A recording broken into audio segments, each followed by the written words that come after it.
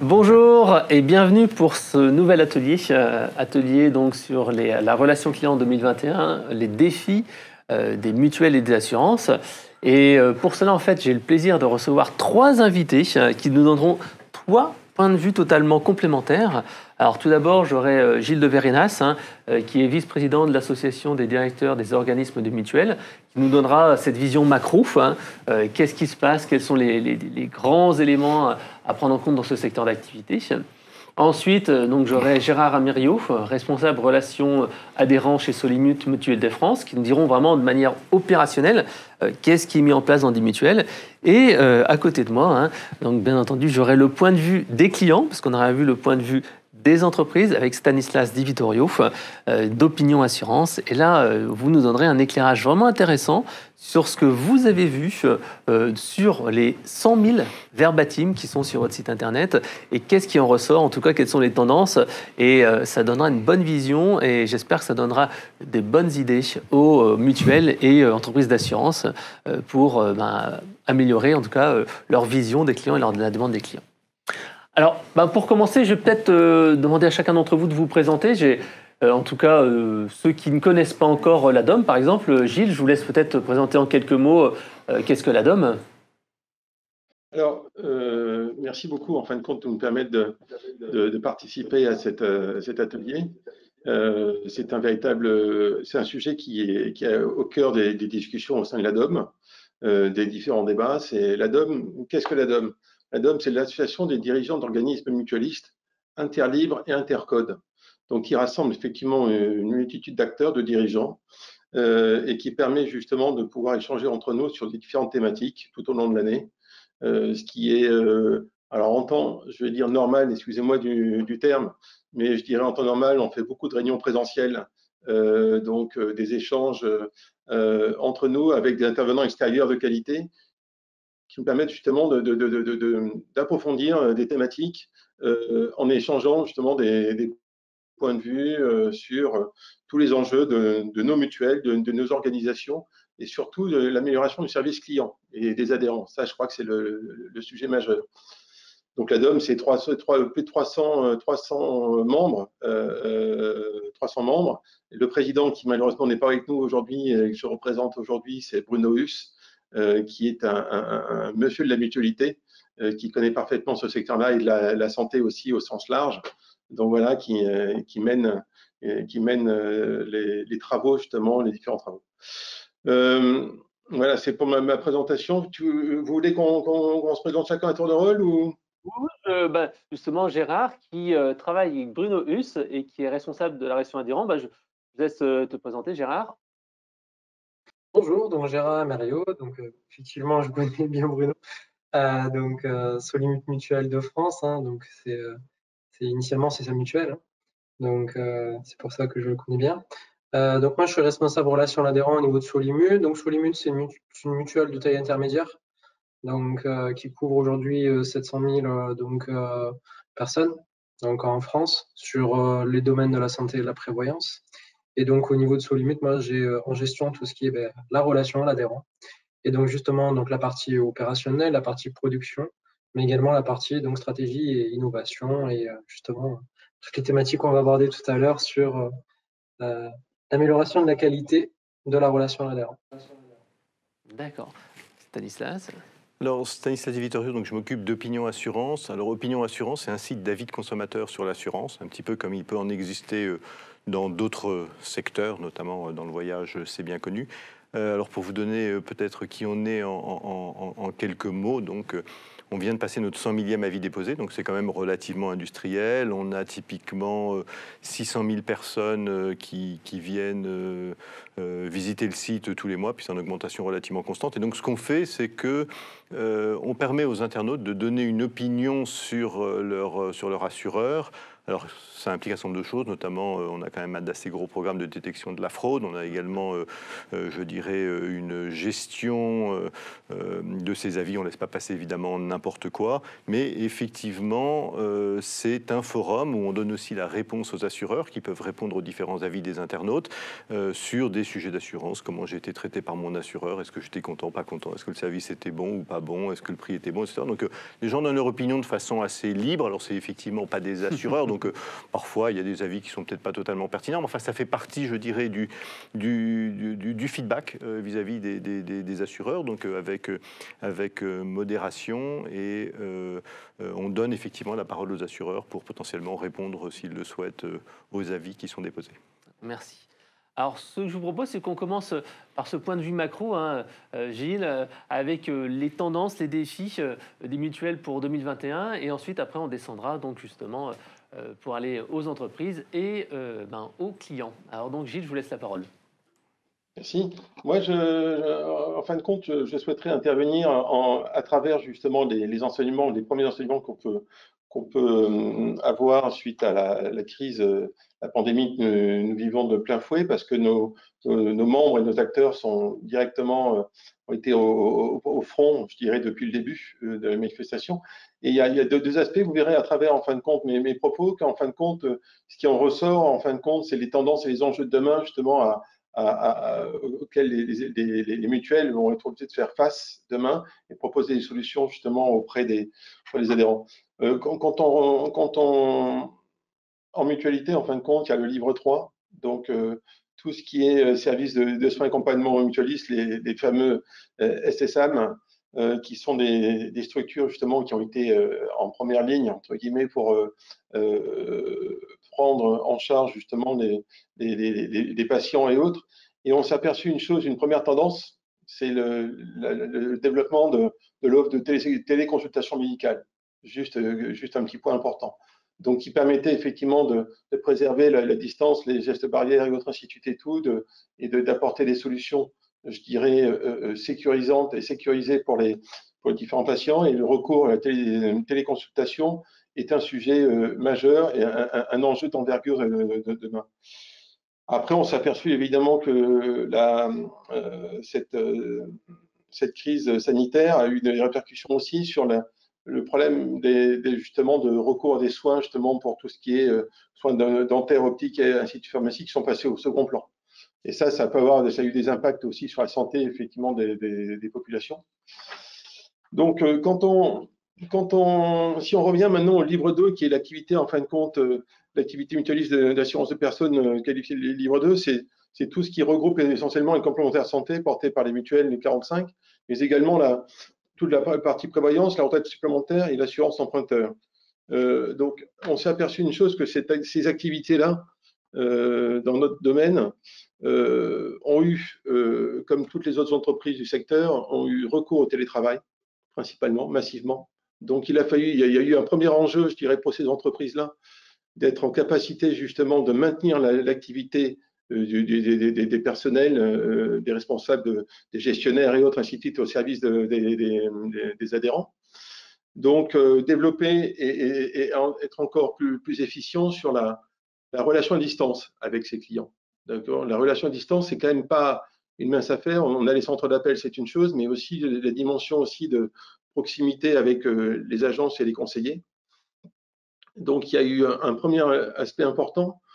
Au niveau du développement commercial, bien évidemment, c'est tout à fait l'esprit mutualiste. Il y a une démarche très positive, c'est maintenir en activité les conseillers qui ne pouvaient plus faire d'actes de vente étant donné que les agences étaient fermées et autres, ainsi de suite. Et le premier réflexe, c'est qu'on a redirigé ces personnes-là sur des appels sortants vers les adhérents, les plus fragiles aussi, pour créer du lien. On sait très bien que le confinement a eu des impacts psychologiques forts pour certaines personnes, l'isolement aussi. Et la volonté des mutuelles, c'était d'être proche de ces adhérents et de mobiliser donc toutes les personnes possibles, les collaborateurs justement au service de ces adhérents pour les appeler, pour les renseigner et tout. Je crois que c'est montrer aussi la solidarité qu'il peut y avoir aussi dans cet esprit de mutualisme proche des sociétaires. Donc c'est aussi une évolution un peu du métier des conseillers. Hein. Donc, ça peut être aussi, il n'y a pas que la vente, il n'y a pas que le conseil, mais il y a aussi l'approche et le soutien et les démarches. Autre tendance aussi forte du moment, c'est comment est-ce qu'on intègre dans nos modèles économiques aussi la téléconsultation. Au début, c'était une innovation qu'on regardait de près, mais je crois qu'aujourd'hui, toutes les mutuelles ont bien pris conscience qu'il fallait à tout prix développer des moyens et mobiliser des moyens justement pour développer de plus en plus ce type de prestation, je dirais, offerte au plus grand nombre. Et ça a un impact non négligeable aussi. On parle beaucoup de désertification, en fin de compte, dans les campagnes aussi. Donc, ça permet de recréer des liens, justement, avec des personnes peut-être plus isolées. Donc, voilà un peu ce que je constate. Alors, autre enjeu aussi important, c'est on sait très bien que la crise du Covid a eu un impact. En fin de compte, on s'est concentré, on a mobilisé les moyens pour protéger, préserver, soigner, accompagner les personnes atteintes du Covid. Et malheureusement, c'est au détriment de détection, en fin de compte, de maladies graves ou autres, ainsi de suite et tout. Donc, on recule. Donc, il y aura un impact automatiquement dans les prochains mois, prochaines semaines aussi, prochaines semaines, prochains mois, prochaines années aussi. C'est que toute cette notion de prévention, de dépistage et autres, ainsi de suite et tout, a été reléguée au second plan. Donc, ça pourrait avoir des répercussions. Et puis, il y a un aspect aussi super important, je pense, que nos membres et autres nous remontent aussi, c'est l'impact psychologique qu'il va y avoir aussi, le traitement justement de cette pandémie aussi sur les personnes, la fragilité tant au niveau du travail, par exemple, perte d'emploi et autres, ainsi de suite et tout, mais fragilité aussi des personnes vulnérables, isolées. Donc, tous ces sujets-là qu'il faudra reprendre en charge. Un autre aspect aussi financier important, une partie de notre activité, c'est la prévoyance collective. Donc, on ne s'en rend pas compte, mais la crise sanitaire va avoir de gros impacts sur le S sur P, le rapport sinistre à prime en fin de compte. Pourquoi? Parce qu'en fin de compte, il y aura une baisse de cotisation, sûrement, et puis une augmentation des prises en charge, et aussi une mutualisation pour tout ce qui est, je dirais, portabilité. D'accord? Vous savez qu'il y a eu des engagements qui ont été pris aussi. Un salarié, lorsqu'il quitte une entreprise, a la possibilité, selon l'ancienneté qu'il a en entreprise, d'avoir une portabilité gratuite, non pris en charge et tout. Ça, bien évidemment, il y a toujours quelqu'un qui va le prendre en charge, donc une solidarité qui se fait entre eux. Donc ça, c'est des réflexions importantes, et ça veut dire que qui dit déséquilibre financier, des répercussions fortes aussi sur un impact au niveau des tarifs éventuels par le passé. Donc, il y a un autre enjeu important qui ressort aussi, que doivent prendre en compte les différents acteurs, c'est donner du sens aussi sur les investissements réalisés, les fonds propres, les actifs en fin de compte de nos mutuelles. C'est de plus en plus, on a une pression de la part de nos adhérents aussi, pour bien évidemment savoir ce qu'on fait pour donner du sens pour tout ce qui est événements, investissement dans l'ISR, dans l'ESG. Donc, de plus en plus, ça accentue en fin de compte ces tendances-là en disant on veut aussi avoir des gestions qui aillent dans le bon sens, mais qui profitent au plus grand nombre aussi, même à travers les choix qu'on va faire, les investissements qu'on va faire, la politique d'investissement de nos actifs. D'accord? Donc, je retiendrai donc ça, c'est donc les grandes tendances. Téléconsultation, donc digitalisation aussi de la relation avec nos adhérents aussi de plus en plus. Donc, une capacité d'agilité dans la relation, dans le parcours qu'on a avec nos adhérents. La dimension aussi, un point sensible sur le modèle justement de prévoyance, la tarification et la façon dont on peut accompagner cette activité-là. Et puis aussi notre façon d'investir d'une manière positive et tant pour la planète que pour les individus aussi dans les investissements. Voilà un peu les grandes tendances. Alors évidemment, je laisserai les autres personnes intervenir et réagir, et encore plus, avec beaucoup d'attention, j'écouterai ce que nous racontera Gérard, je dirais, parce qu'il est au cœur du du dispositif du terrain, il a vécu ça en direct. Mais juste, peut-être pour terminer mes propos, c'était, on m'a demandé justement on a quelques éléments sur on a fait faire une enquête sur les conseillers mutualistes. Et la question qui était posée, c'était un peu sur la perception des conseillers de leur métier. À une question qui est posée toute simple. Qu'est-ce qui vous motive le plus dans votre métier? À 86%, ce qui ressort, c'est apporter un conseil de qualité à vos clients. Donc, le service client est essentiel avant toute chose. En deuxième point, c'est organiser votre activité de manière autonome. Ça, c'est voilà, et après, on va progresser. Qu'est-ce qui vous démotive le plus dans votre métier? Ça, c'est les notions des conseillers. Le problème de gestion qui complique les relations avec vos clients. Donc, par rapport au pendant qui est de dire digitalisons, ayons des outils simples, fluides, accessibles pour nos clients et tout, les conseillers manifestement perçoivent de la part de l'organisation dans laquelle ils sont, je dirais peut-être encore des points d'amélioration nets et importants dans ce sens-là. De la fluidité, des outils simples qui permettent justement de renforcer ce lien étroit entre justement les conseillers et les adhérents. Et puis, une autre question qui était qu'est-ce qui, selon vous, pourrait vous aider à atteindre plus facilement vos objectifs commerciaux? Évidemment, ce qui arrive en tête, c'est une meilleure qualité de gestion client. Donc, c'est lié au CRM, les outils qu'ils peuvent avoir, la façon dont ils rentrent en relation avec eux, lorsqu'ils échangent aussi. Je pense que c'est des sujets importants, se poser les bonnes questions. Et c'est pas de se dire ce qui serait bien pour nous, mais ce qui est bien pour l'adhérent, la façon dont il a envie d'être reçu, perçu et traité. Voilà, donc ça c'était un peu les tendances. Bon, ça donne un peu un cadre, mais ce qui est intéressant aussi, moi ce que je trouve que c'est ce qu'on vit va nous aider à se poser les bonnes questions et surtout à saisir de belles opportunités, se recentrer sur l'essentiel. Et l'essentiel, qu'est-ce que c'est? C'est la qualité du service client.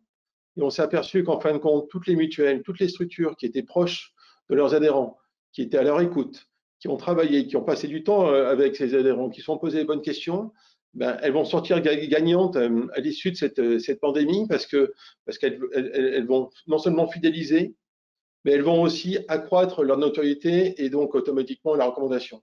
Donc je pense que le pari gagnant aujourd'hui, c'est d'investir, de continuer à développer ces bonnes pratiques qui sont nées, qui ont été développées et mises en œuvre pendant la pandémie pour 2021 et les années à venir, bien évidemment. Ben, merci Gilles, parce que je pense que c'est une excellente transition avec ce que va nous dire Gérard, puisque justement, sans dévoiler toute son intervention, lors de la préparation, il y a de très nombreux points que vous partagez ensemble, le même point de vue. Alors, pour faire une transition simple, Gérard, quelles sont les 3 priorités pour 2021 de Solimut? Alors, justement, enfin, c'est dans la préparation, effectivement, intéressant parce qu'il y a beaucoup de ces sujets-là qui ont été abordés. Ça fait une belle passerelle. Un point qui n'a pas été abordé, que je n'avais pas forcément prévu d'aborder, mais qui est en réponse aux irritants des conseillers par rapport en fait à la perception qu'ils ont en fait de leur métier, c'est la partie gestion, la fluidité. C'est, je pense, le défi des mutuelles, le défi des assurances. Globalement, nous sommes des organismes qui ont un très lourd passé, qui ont donc une structuration qui en fait s'est construit d'année en année depuis 10, 20, 30, 40, 50 ans parfois. Et effectivement, d'arriver à se transformer, à se digitaliser, à proposer un parcours fluide, c'est le plus gros défi parce que ça veut dire en fait toucher à l'ADN même des mutuelles. Donc voilà, c'est le défi qu'on a tous. Et par rapport aux 3 axes de 2021, mais de toute façon, 2021 sera une année encore très particulière. 2020 a été très compliqué vis-à-vis du Covid. 2021 sera aussi une année très particulière. On a une énorme inconnue. Hein. C'est donc ce qui va se passer sur le premier semestre et puis le deuxième semestre également. Parce que ça a structuré globalement nous, notre année, et ça peut la structurer encore pour l'année suivante, dans le sens où on voit une modification des comportements sur donc les périodes de confinement. On a eu un premier confinement avec une activité qui était totalement à l'arrêt, mais totalement. Et là, on a un reconfinement avec une activité qui est très particulière, avec une utilisation du digital plus importante que sur la première, alors que quand bien même, donc, nos points d'accueil restent ouverts. Donc, c'est assez étrange. Et puis, de toute façon, on est vraiment, on prend ces périodes avec beaucoup d'humilité parce qu'on n'arrive pas à les anticiper. Donc, du coup, voilà, on vit une période où, d'un côté, effectivement, on se structure, et je vais vous expliquer les points sur lesquels on va travailler. Mais de l'autre, on sait qu'en parallèle, tout en fait peut être adapté en permanence. Donc sur les 3 axes sur 2021, le premier qui va faire écho à ce qui a été dit précédemment, c'est être fort sur les acquis. C'est ce que l'on doit faire en tant que mutuelle et en tant que prestataire de services vis-à-vis de nos adhérents.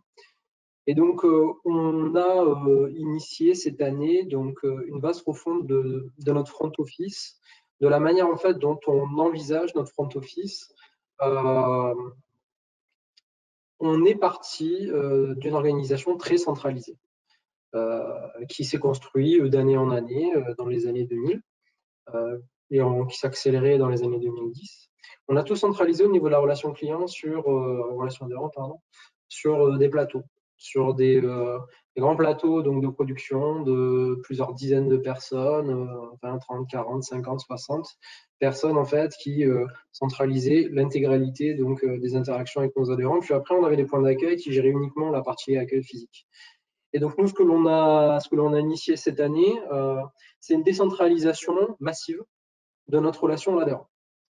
On a la possibilité technique désormais, avec les outils comme les SVI, avec les outils comme les CRM, on a une possibilité donc de traiter le flux de manière différente, de manière décentralisée, avec la même qualité de service et avec donc un suivi aussi pertinent que lorsque tout est centralisé.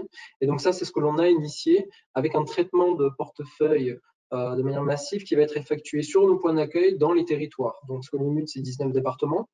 Et donc chaque département, chaque territoire, chaque zone géographique s'est vu en fait donc confier des missions de traitement de portefeuille, de reconnexion de l'adhérent donc avec son territoire et avec donc son point d'accueil de proximité.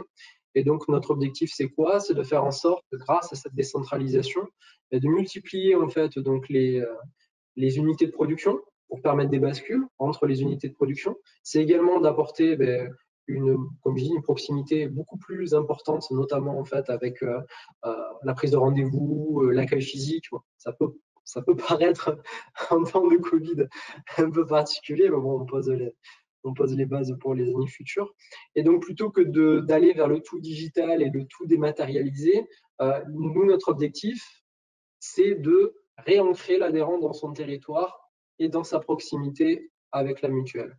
Bien entendu, chez nous, tout est dématérialisé.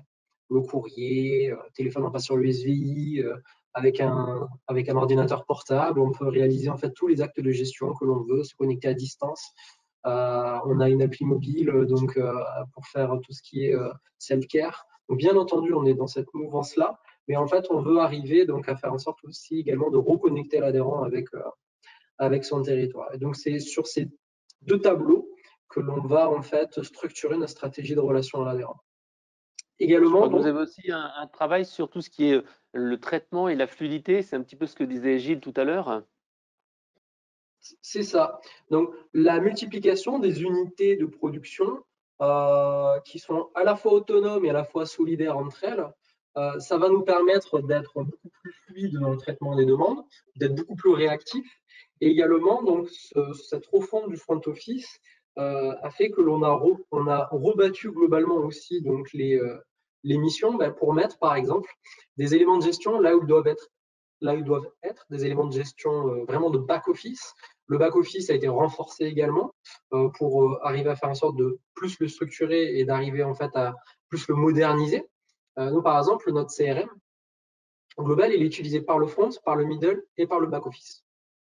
C'est-à-dire qu'on a vraiment un outil qui est global, qui permet d'avoir une traçabilité d'absolument tout. Tout est géré en fait vis-à-vis en fait de ce hub, donc des flux, qui nous permet d'avoir cette transversalité entre donc le front et le back-office, ce qui nous permet aussi pour de mettre les éléments de production aux bons endroits, parce que souvent, dans le front office, ce que l'on a fait, c'est qu'on a pris potentiellement des missions qui étaient de back ou de middle office, et on l'a mis sur le front office pour avoir un suivi dessus.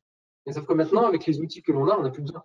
Et donc, du coup, ça nous permet de redimensionner, de se concentrer sur les équipes de front, comme sur le lien avec l'adhérent, et purement le lien avec l'adhérent. Donc, le traitement ça veut dire de cette demande. Que vos clients, c'est les personnes qui sont en plus en rapport avec le client qui vont traiter la demande. Les personnes en agence, grâce au CRM ou au SVI, vont avoir vraiment tout le traitement du dossier et non plus ça soit centralisé et anonymisé au centre de contact. Hein, c'est ça? C'est ça. Et d'avoir en fait cette passerelle avec un outil commun et global entre le front et le back permet à un moment donné de commencer quelque chose en front ou en back et de le finir aussi de l'autre côté, en lien direct avec l'adhérent. Et donc cette structuration et cette concentration, on va dire, du front office sur l'expression de la demande de l'adhérent, ça nous permet de gagner en fluidité, de gagner en accompagnement et également donc simplement d'augmenter la qualité que l'on doit à notre adhérent. Mais cette structuration, cette organisation, elle ne suffit pas dans le sens où il faut également arriver à être à l'écoute de l'adhérent. Et c'est là où justement ça fait le lien avec des outils que propose Eloquent et que nous utilisons au quotidien. C'est tout ce qui est la dynamique d'écoute du client, l'analyse qualitative et non pas que quantitative. On a maillé en fait le parcours de vie de l'adhérent dans le cadre de satisfaction. Donc le parcours de vie de l'adhérent, c'est quoi? C'est l'adhésion, l'acte fondateur en fait du lien entre l'assurance et l'adhérent. C'est l'adhésion. Donc de l'adhésion jusqu'à la fin du contrat. Donc en fait, nous maillons chaque interaction avec notre adhérent, donc dans le cadre de satisfaction, ce qui nous permet donc d'avoir un baromètre, ce qui nous permet également de traiter l'insatisfaction, là également au plus proche de l'adhérent, dans les territoires, et d'avoir un monitoring en fait de la partie qualité de ce que nous faisons. Donc ça, c'est on va dire le premier axe, hein, c'est être fort sur les acquis, ce que l'on doit faire, donc c'est-à-dire s'organiser, remettre de la proximité, remettre de la qualité. Et puis, il y a également le deuxième axe, c'est l'innovation, la technique. Donc, on monte en charge, donc j'en ai parlé donc, sur notre CRM. Pour info, c'est le CRM qui est Pega System. Donc, un CRM en fait du marché qui est plutôt reconnu. Donc grâce aussi à cet outil, ça nous permet de monter en charge sur tout ce qui est transversalité entre la relation client, entre la vente, entre le marketing, pour l'analyse des données. Ça, c'est les éléments qui sont importants pour nous, c'est de monter en charge sur cette partie-là. Et puis comme je l'ai dit, sur la partie donc enquête de satisfaction, l'idée c'est vraiment d'arriver à avoir dans toutes les interactions avec nos adhérents, donc du feedback. Et en fait, ce feedback, il est matérialisé dans notre outil par un élément assez rigolo, c'est que chaque demande en fait de l'adhérent, donc, il est centralisé sur une page centrale, un hub. Et en fait, l'idée en fait avec cet outil, c'est que cet écran, il faut qu'il soit le plus fluide possible. Et donc, on a simplement un petit smiley. Donc, de l'humeur de l'adhérent en fonction en fait de sa dernière enquête. Et donc, il est vert fluo quand il est très content, donc vert pâle, jaune, orange et voire rouge. Et donc, ça permet au conseiller immédiatement d'avoir en fait donc le réflexe en fonction en fait de la satisfaction de l'adhérent. S'il voit qu'il y a eu des irritants, donc son job c'est quoi? C'est d'arriver à faire en sorte de traiter les irritants donc en premier lieu. Donc ça, c'est des éléments qui sont possibles grâce à Interview. Également, chose que l'on a en ligne de mire sur 2021 avec Interview, c'est l'analyse sémantique de tout ce qui est conversation. Donc aujourd'hui, c'est quelque chose qu'on n'a pas encore généralisé. Donc nous, l'objectif, c'est d'avoir une analyse sémantique qui prend à la fois ce que propose là aussi Eloquent, qui à la fois donc permet faire remonter les thématiques et à la fois de faire remonter le ton. Et ça, c'est quelque chose qui est assez intéressant. C'est est-ce qu'en fait, donc, la thématique, par exemple, en ce moment, c'est les échéanciers, bien entendu, et puis bientôt, ça sera l'aérien. Donc, là, les thématiques, on les connaît, ça nous permet de voir les proportions, mais le ton aussi, donc, de savoir si c'est un ton positif, neutre, ou sur un ton donc négatif. Donc ça aussi, les outils nous permettent donc maintenant d'arriver à monitorer ça. Donc c'est assez intéressant. Et puis on travaille aussi bien entendu sur la partie innovation, donc à l'automatisation, même si sur l'automatisation on veut réaliser Oui, vous des cherchez éléments qui sont à notre l'innovation utile. C'est ce que vous disiez, l'innovation utile. Ça, c'est faut voir le ROI concret de on a investi tant d'euros, est-ce que ça va vraiment automatiser un certain nombre de choses, hein, c'est ça? C'est ça. Sur l'innovation, vraiment sur l'automatisation, ce qu'on veut arriver à faire, c'est à faire des choses qui sont à notre dimension. On est une mutuelle de taille intermédiaire, c'est-à-dire qu'il y a des projets qui, on faut les faire, hein, mais sauf que le ROI en fait serait pas forcément intéressant pour nous. Par exemple, mettre 2, 3, 400 000 euros dans un projet pour automatiser 2% de la relation à l'adhérent, pour nous, c'est pas intéressant.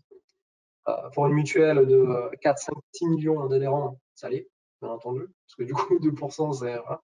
Mais pour nous, ça l'est pas forcément.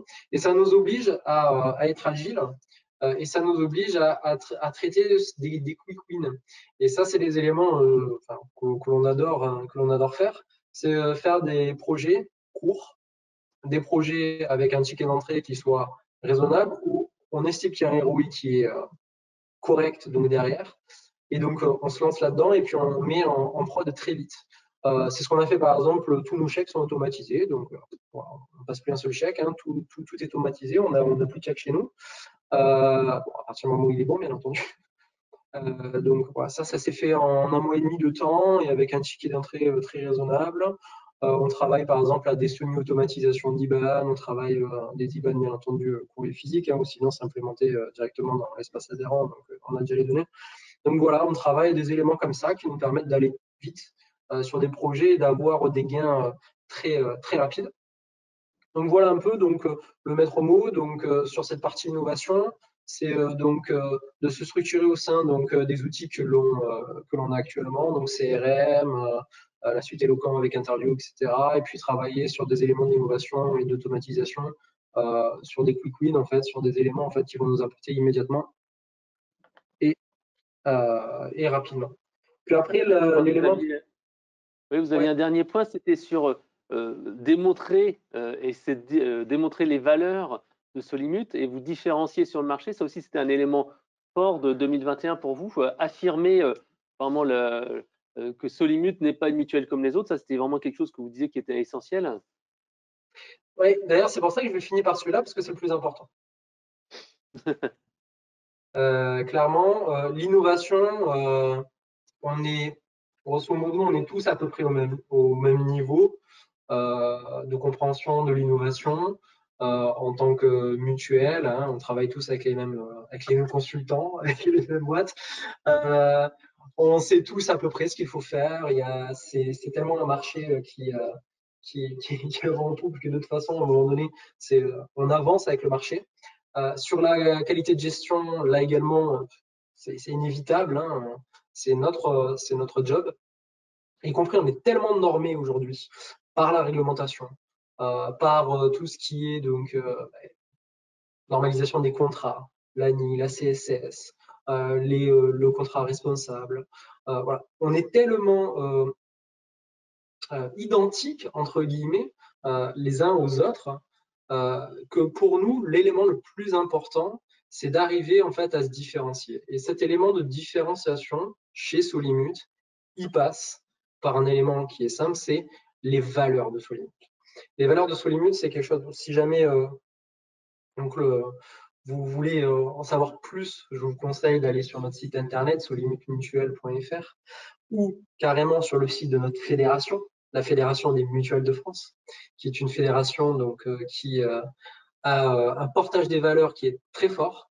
Donc nous, c'est l'élément sur lequel en fait on travaille d'ores et déjà, mais surtout sur 2021 où on va accélérer très fort, c'est justement sur ces éléments de différenciation de valeur.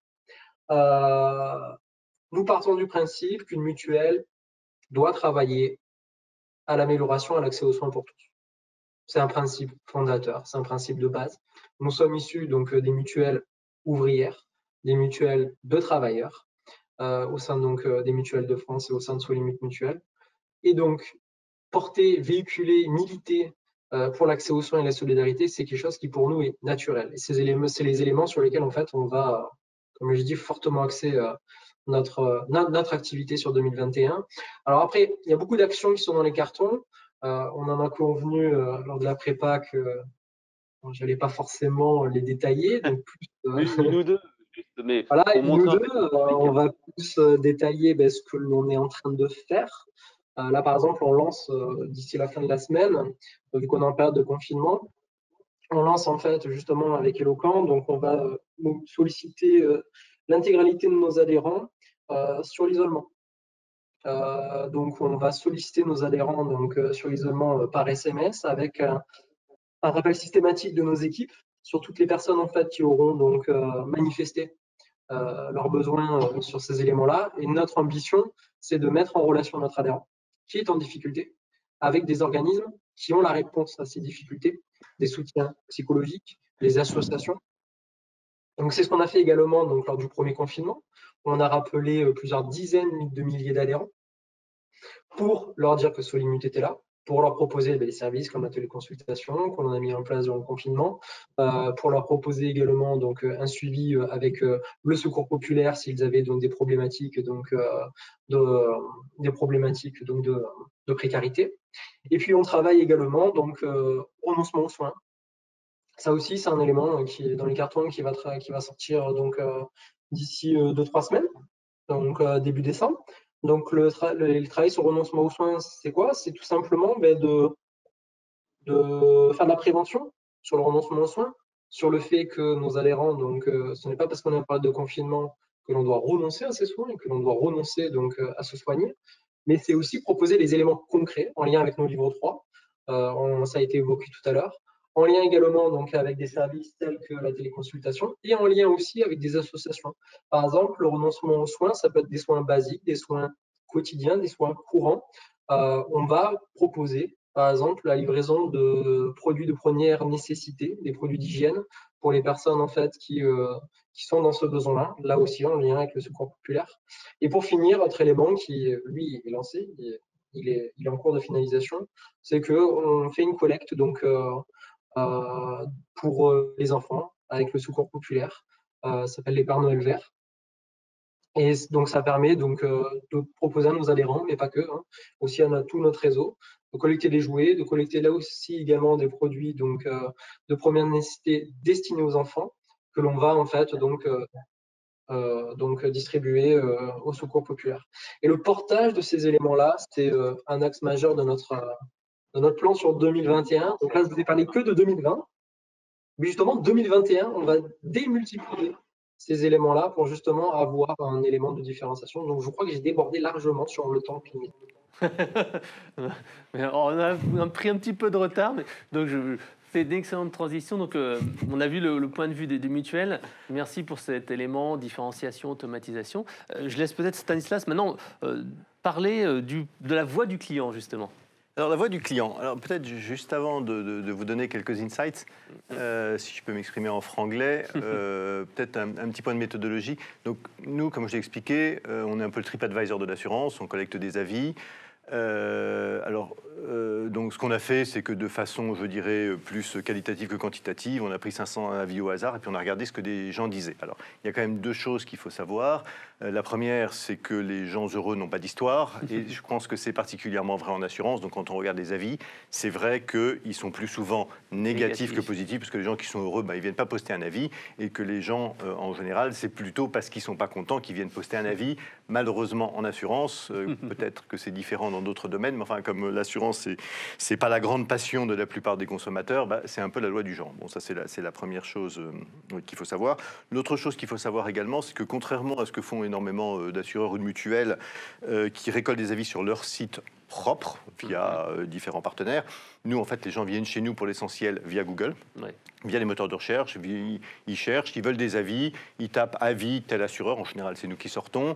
Et puis, ils viennent effectivement poster un avis ou lire des avis. Donc, quelque part, on n'est pas lié à tel ou tel assureur. Les gens viennent naturellement, spontanément poster des avis chez nous, et donc de nouveau, soit parce que via Assureland on les a sollicités, ou puisque c'est un peu une société sœur, soit parce que pour l'essentiel ils nous trouvent via Google et viennent poster des avis. Bon, donc ça c'est un petit peu la méthode de ce qu'on a fait. Alors qu'est-ce qu'on en tire comme résultat? Et de nouveau c'est qualitatif, c'est qualitatif. Il y a quelques grands enseignements que je trouve intéressants. Le premier, c'est on s'aperçoit en fait, plusieurs choses. D'abord, il y a une grande stabilité quand on regarde dans le temps. Donc, c'est pas qu'à un moment, il y a des divergences, tout à coup, les gens sont très contents ou très mécontents d'un assureur. Ça a tendance à être extrêmement stable. Alors, je ne sais pas ce que ça veut dire, c'est que probablement, même si tel ou tel avis peuvent être un peu excessifs, ça signifie quand même que, je dirais, il y a une vérité dans la moyenne, sinon dans la vie individuelle. Bon, ça, c'est la première chose. La deuxième chose également qu'on retrouve, c'est il y a des typologies. C'est-à-dire que les gens, en général, quand on regarde, ils sont plus favorables à ce que j'appellerais, en tout cas au niveau de la relation client, à ce que j'appellerais les grands assureurs, enfin en tout cas le top 30, 40, enfin les grands noms connus. Et quand on va vers des acteurs qui sont en général plus petits, alors ce n'est pas forcément des assureurs ou des mutuelles, ça peut être aussi des courtiers, bien évidemment, en général les avis ont tendance à être un peu plus réservés, pour le dire gentiment. Mais clairement, les avis sur les grands assureurs ont tendance à donner une opinion plus favorable que pour des acteurs de taille moyenne. Alors, je ne sais pas si c'est une question de moyens, si c'est une question de notoriété, je ne sais pas ce que sont les raisons, mais c'est ça qu'on constate. Et ce qui prouve aussi qu'en moyenne, il y a quand même, je dirais, une vérité dans la moyenne, c'est que quand on regarde, par exemple, les avis d'une mutuelle comme la Maïf, et je crois que la Maïf est quand même connue dans l'industrie pour fournir quand même des produits de qualité. Je pense que ce n'est pas forcément l'assureur le moins cher, mais enfin, en tout cas, c'est une très bonne qualité de service client et c'est des bons produits. On retrouve ça effectivement dans les avis en moyenne. Alors, il y a effectivement des avis critiques, mais enfin, en moyenne, les avis sont probablement meilleurs que pour beaucoup d'autres. Et donc, tout ça pour dire que quelque part, quand on lit les avis, un avis n'a peut-être pas énormément de sens, mais la moyenne reflète quand même quelque chose qui ne surprend pas. Donc, 3 catégories, les grands assureurs qui ont des avis meilleurs, voilà, ce que j'appellerais le mid-tier, c'est-à-dire, parce que bon, nous on ne va pas au niveau de l'agent du courtier individuel, mais donc plutôt des grosses, enfin des assureurs, des mutuelles de taille moyenne, peut-être moins connus du grand public. Si on sort dans la rue, qu'on demande à quelqu'un dans la rue, bon, il reconnaîtra des noms comme AXA, Allianz ou la Massif, il reconnaîtra peut-être pas les autres assureurs. Et là, les avis sont un petit peu plus réservés en moyenne. Et puis il y a une catégorie, alors qui est probablement pas statistiquement représentative, mais qui a des très très bons avis.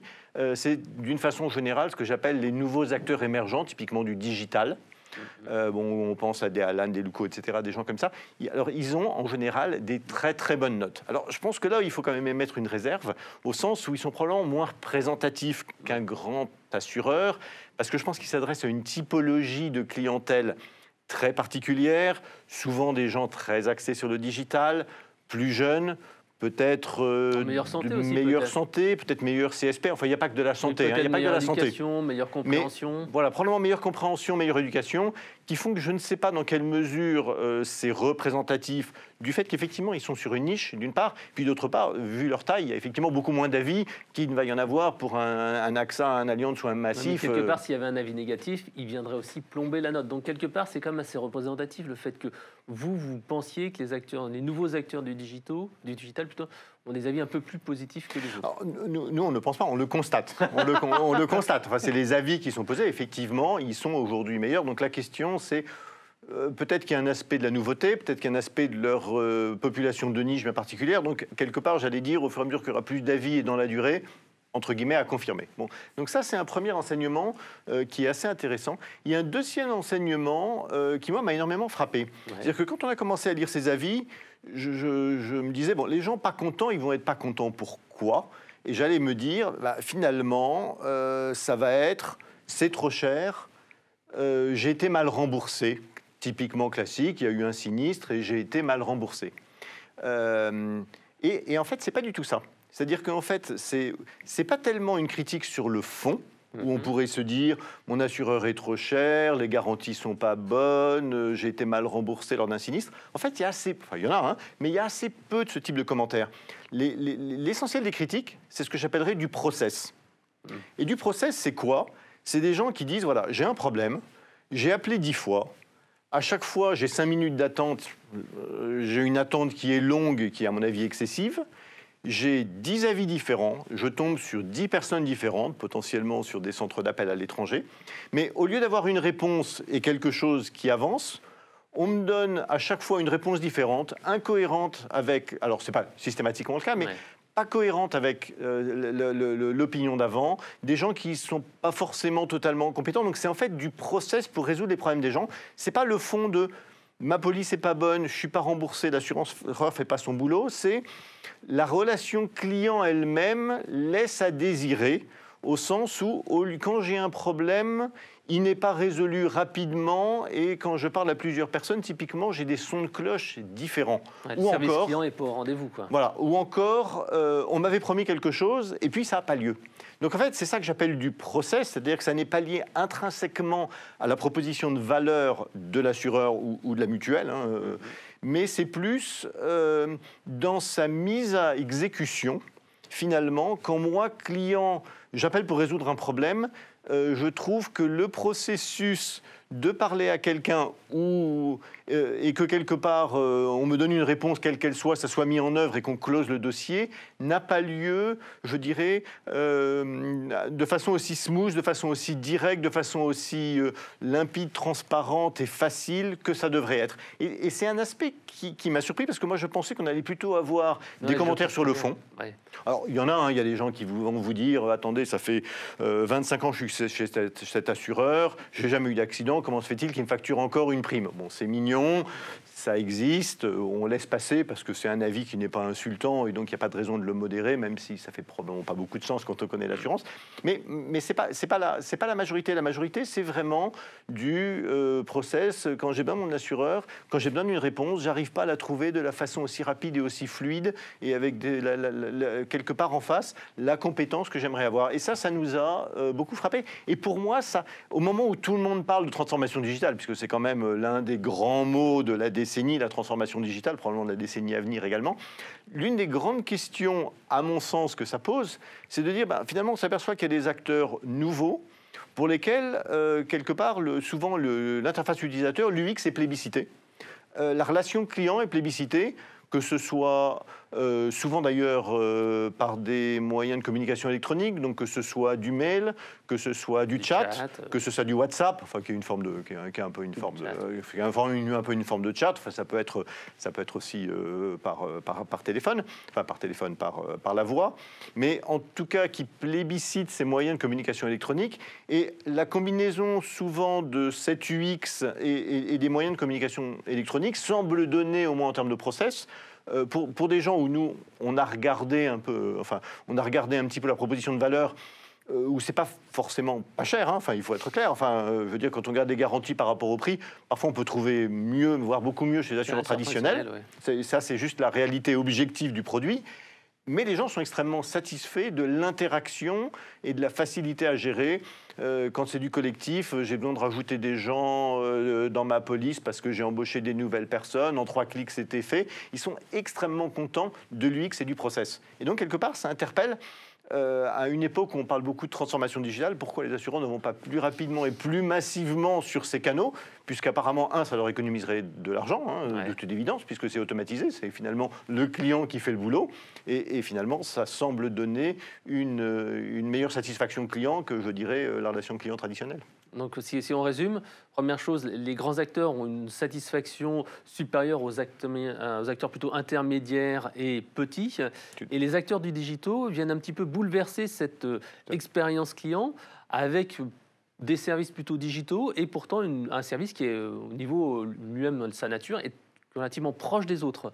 Donc c'est quand même une question qui est vraiment assez étonnante. Absolument. Avec le caveat que, de nouveau, les populations servies ne sont pas forcément les mêmes et qu'en conséquence, peut-être qu'on compare un petit peu des pommes et des oranges. Oui, c'est vrai qu'une personne de 90 ans qui n'est pas habituée à l'informatique n'aura pas du tout le même ressenti que quelqu'un qui veut avoir quelqu'un au téléphone. Absolument. Alors, on a juste le temps de prendre une question au téléphone. au téléphone, par chat. Si on a juste une seconde, puisqu'il est 48, on a juste 2 minutes. Donc merci pour cette insight. Et puis ensuite, on pourra passer à notre atelier, le suivant.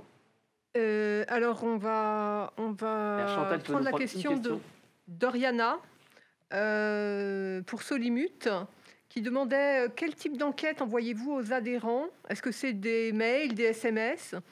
Et puis aussi, est-ce que vous avez des équipes dédiées pour gérer les réclamations ou les irritants?